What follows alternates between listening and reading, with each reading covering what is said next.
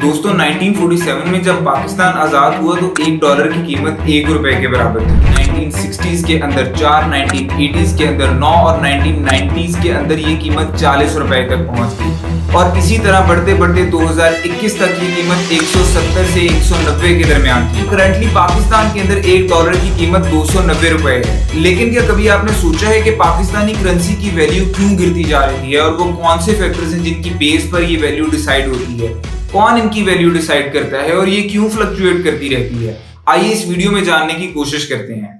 ₹18.89 का इजाफा हुआ है डॉलर में और डॉलर अब ₹285। डॉलर चंद ही घंटे में ₹5 महंगा होकर ₹294 का हो गया। इंटरबैंक में डॉलर की कीमत में ₹2.08 इजाफा। करेंसी मार्केट में बौछार में डॉलर ₹281.50 पर ट्रेड हो रहा है। दोस्तों अगर बिल्कुल बेसिक बात करें तो इकोनॉमी रिलेटेड कोई भी चीज हो डिमांड एंड सप्लाई के कोर कॉन्सेप्ट से स्टार्ट होती है। यानी अगर किसी चीज की डिमांड बढ़ती है और उसकी सप्लाई कम होती है तो अल्टीमेटली उसकी वैल्यू इंक्रीज कर जाती है। दोस्तों इस कॉन्सेप्ट को एक मिसाल से समझने की कोशिश करते हैं कि जैसे ये एक पेन है। इस पेन के अगर मार्केट में 100 बायर मौजूद हैं, लेकिन अगर पेन की क्वांटिटी 50 मौजूद है तो अल्टीमेटली इस पेन की वैल्यू इंक्रीज कर जाएगी और सिर्फ वही बायर्स पेन लेके जाएंगे जो ज्यादा पे करेंगे। इसी तरह पाकिस्तान में आटा, चीनी, घी और दूसरी कमोडिटीज की वैल्यू इंक्रीज होती है जब उनकी सप्लाई कम हो जाती है और डिमांड इंक्रीज हो जाती है। यही लॉ करेंसी पर भी लागू होता है। जैसे मिसाल के तौर पर पाकिस्तान को अगर रशिया से ऑयल बाय करना है तो पाकिस्तान डायरेक्टली अपने पैसे देकर ऑयल बाय नहीं कर सकता। पाकिस्तान पहले रशियन रूबल बाय करेगा और फिर उन रूबल से ऑयल बाय करेगा। यानी इस तरह रशियन रूबल की डिमांड बढ़ेगी और रशियन करेंसी की वैल्यू इंक्रीज होगी। अब इसी सप्लाई एंड डिमांड के कॉन्सेप्ट को जहन में रख के हम 5 मेजर ऐसे फैक्टर्स डिस्कस करेंगे जिनकी बेस पर किसी भी कंट्री की करेंसी डिफाइन होती है और स्पेसिफिकली इसको पाकिस्तान के पर्सपेक्टिव में देखेंगे। वो फैक्टर्स जिन पर पाकिस्तान या किसी भी मुल्क की करेंसी डिपेंड करती है, इनमें सबसे मेजर फैक्टर है इन्फ्लेशन डिफरेंशियल्स। इन्फ्लेशन डिफरेंशियल से मुराद ये है कि दो मुल्कों के अंदर शरह महंगाई कितनी है। पाकिस्तान में पिछले साल के मुकाबले में शरह महंगाई 40% है। यानी अगर पिछले साल दूध ₹100 का मिलता था तो इस साल ₹140 का मिलेगा। सिमिलरली अगर इंडिया या अमेरिका के अंदर शरह महंगाई 10% है तो वहां अगर दूध ₹100 का मिलता था तो अब ₹110 का मिलेगा। यानी इन्फ्लेशन जितनी हाई होगी चीजें उतनी ही ज्यादा महंगी होंगी और ज्यादा पैसे देने पड़ेंगे चीज खरीदने के लिए। इसके ऑपोजिट अगर इन्फ्लेशन कम होगी तो चीजें सस्ती होंगी और लोगों की परचेजिंग पावर बढ़ जाएगी। यानी अब थोड़े पैसे देकर ज्यादा चीज खरीदी जा सकती है, मतलब करेंसी की वैल्यू ज्यादा है। ट्रेड इकोनॉमिक्स के मुताबिक पाकिस्तान ने रिसेंटली इन्फ्लेशन रेट 40% के करीब टच किया है। यानी जो दूध 2021 में ₹120 किलो मिलता था वो अभी ₹210 किलो के हिसाब से मिल रहा है, जो कि 40% से भी ज्यादा बनता है अगर कैलकुलेट किया जाए। और सेम चीज खरीदने के लिए ज्यादा पैसे देने पड़ते हैं, जिसके रिजल्ट ये निकलते हैं कि पाकिस्तान जब किसी दूसरे कंट्री से इंपोर्ट करता है तो पाकिस्तान को उस कंट्री की करेंसी में बाय करना पड़ता है, जिसके रिजल्ट ये निकलते हैं कि पाकिस्तान को चीजें बहुत महंगे दामों मिलती हैं और पाकिस्तान की करेंसी मजीद डेप्रिशिएट हो जाती है।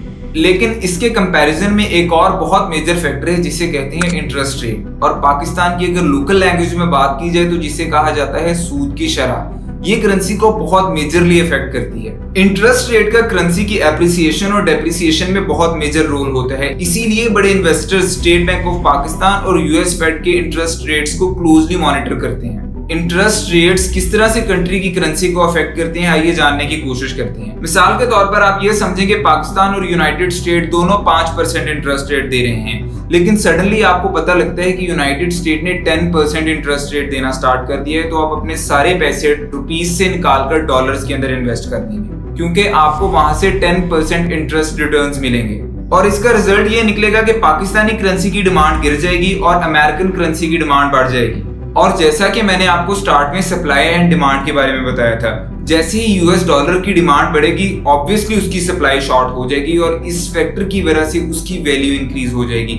साथ ही अगर पाकिस्तानी करेंसी को देख लें तो पाकिस्तानी करेंसी को सेल करने की वजह से उसकी सप्लाई बढ़ जाएगी और डिमांड डिक्रीज हो जाएगी और पाकिस्तानी करेंसी मजीद डेप्रिशिएट कर जाएगी। और थर्ड फैक्टर जिसकी वजह से पाकिस्तान की करेंसी कॉन्टिन्यूसली डीवैल्यू होती जा रही है उसका नाम है political and economic stability.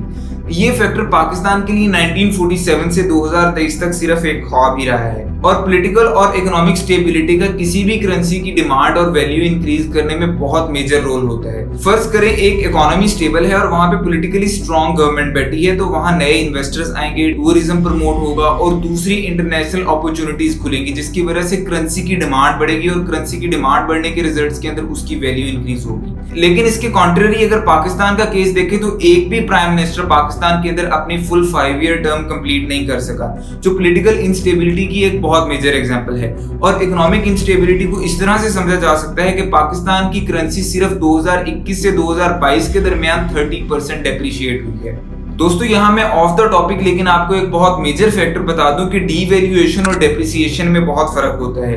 Devaluation वो होती है जब कंट्री के इंटरनल फैक्टर्स की वजह से या कंट्री जानबूझकर इंटेंशनली अपनी करेंसी की वैल्यू डाउन करता है तो उसे डीवैल्यूएशन कहते हैं। लेकिन अगर एक्सटर्नल फैक्टर्स की वजह से किसी कंट्री की करेंसी डाउन होती है तो उसे डेप्रिसिएशन कहा जाता है। चौथा और बहुत मेजर फैक्टर है current account deficit. Current account deficit वो डिफरेंस होता है कि एक कंट्री की इंपोर्ट्स और एक्सपोर्ट्स का डिफरेंस।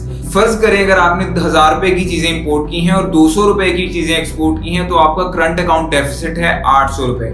और पाकिस्तान का लास्ट ईयर का करंट अकाउंट डेफिसिट था $55.2 बिलियन और अगर पाकिस्तानी करेंसी में बात की जाए तो 15,000 करोड़ रुपए।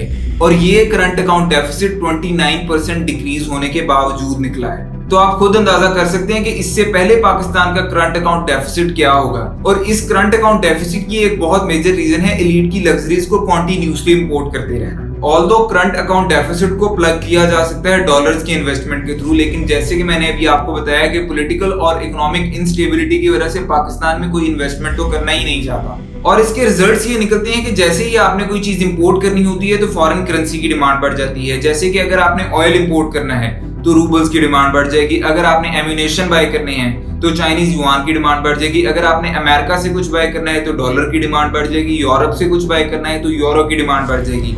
और रिजल्टेंटली पाकिस्तान की कॉन्टिन्यूसली करेंसी डेप्रिशिएट होती रहेगी।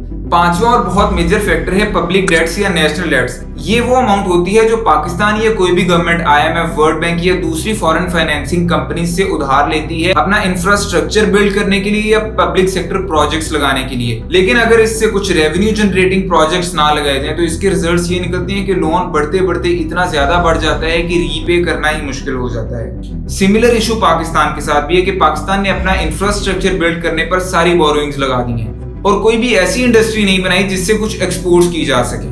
स्टेट बैंक के एनालिसिस रिपोर्ट के मुताबिक पाकिस्तान ने करंटली ऑलमोस्ट 73 ट्रिलियन रुपए का कर्ज देना है, जो कि एक इतनी बड़ी अमाउंट है कि किसी कैलकुलेटर पर भी पूरी नहीं आ सकती। और यही एक मेजर रीजन है जिसकी वजह से पाकिस्तान की डेवलपमेंट भी बहुत स्लो है। नॉर्मली यहाँ फॉरेन रिजर्व्स काम आते हैं, लेकिन पाकिस्तान के पास लिमिटेड फॉरेन रिजर्व्स होने की वजह से IMF ने भी पाकिस्तान को लास्ट बेल आउट देने के अंदर ऑलमोस्ट 1 साल का वक्त लगाया। और जब किसी कंट्री की हालत ऐसी हो जाती है तो फॉरेन इन्वेस्टर्स भी वहां आने से घबराते हैं, क्योंकि उन्हें डर होता है कि कंट्री डिफॉल्ट ना कर जाए और उनकी कंपनी भी साथ ही ना डूब जाए। लेकिन यहाँ स्टेट बैंक ऑफ पाकिस्तान का बहुत मेजर रोल आता है, जो कि एक फ्रंटलाइन सोल्जर के तौर पर काम करता है कंट्री की करेंसी को मेंटेन रखने के लिए। State bank of Pakistan continuously dollars को बाय और सेल करता है ताकि वो कंट्री की करेंसी को मेंटेन रख सके। इसी तरह वो मार्केट के अंदर डॉलर्स को सेल करके उनकी सप्लाई बढ़ा देता है, जिससे पाकिस्तान की करेंसी की वैल्यू कुछ ना कुछ ऊपर आ जाती है। लेकिन ये सब फैक्टर्स तब कामयाब होते हैं जब कंट्री के पास फॉरेन रिजर्व्स मौजूद हों। तीसरा तरीका जो स्टेट बैंक ऑफ पाकिस्तान लगा सकता है वो है हायर इंटरेस्ट रेट्स, यानी दूसरे मुल्कों के इन्वेस्टर्स को इस चीज पर एप्रिशिएट करे कि आओ हमारे मुल्क के अंदर पैसे इन्वेस्ट करो, हम आपको ज्यादा इंटरेस्ट रेट्स देंगे। लेकिन उसके लिए भी पाकिस्तान की गवर्नमेंट के पास कोई ना कोई मनी प्रोड्यूसिंग स्ट्रक्चर मौजूद होना चाहिए, जो कि पाकिस्तान के पास तो है नहीं। लेकिन एक फैक्टर है जिसके अंदर पाकिस्तानी गवर्नमेंट ने रिसेंटली कुछ ना कुछ अच्छी परफॉर्मेंस दिखाई है। रिसेंटली पाकिस्तान की इंपोर्ट्स ऑलमोस्ट 29% नीचे आई हैं, जो कि एक बहुत पॉजिटिव साइन है। लेकिन जैसे ही पाकिस्तान को बेल आउट पैकेज मिला है, पाकिस्तान की इंपोर्ट्स फिर से इंक्रीज होना स्टार्ट हो गई है, जिसके कुछ वक्ती तौर पर तो फायदे नजर आ रहे हैं, लेकिन लॉन्ग टर्म में फिर पाकिस्तान की करेंसी को इसके रिजल्ट्स के अंदर डेप्रिसिएशन ही फेस करना पड़ेगी।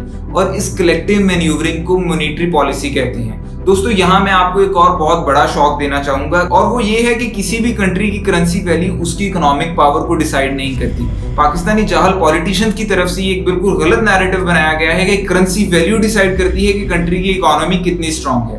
मिसाल के तौर पर $1 140 जापानीज येन के बराबर है। तो इसका मतलब ये बिल्कुल नहीं है कि जापान एक डेवलप्ड और स्ट्रॉन्ग इकोनॉमी नहीं है। चाइना भी इस तरह मुख्तलिफ इकोनॉमिक बेनिफिट्स लेने के लिए अपनी करेंसी को जानबूझकर डीवैल्यू करता है। और अगर आप ये जानना चाहते हैं कि पाकिस्तान 290 रुपीस पर डॉलर पर किस तरह से इकोनॉमिक ग्रोथ हासिल कर सकता है तो आप मुझे कमेंट बॉक्स में बता सकते हैं। और अगर ऐसे ही मजीद इंफॉर्मेटिव वीडियोस देखना चाहते हैं तो आप मेरे चैनल को सब्सक्राइब कर सकते हैं।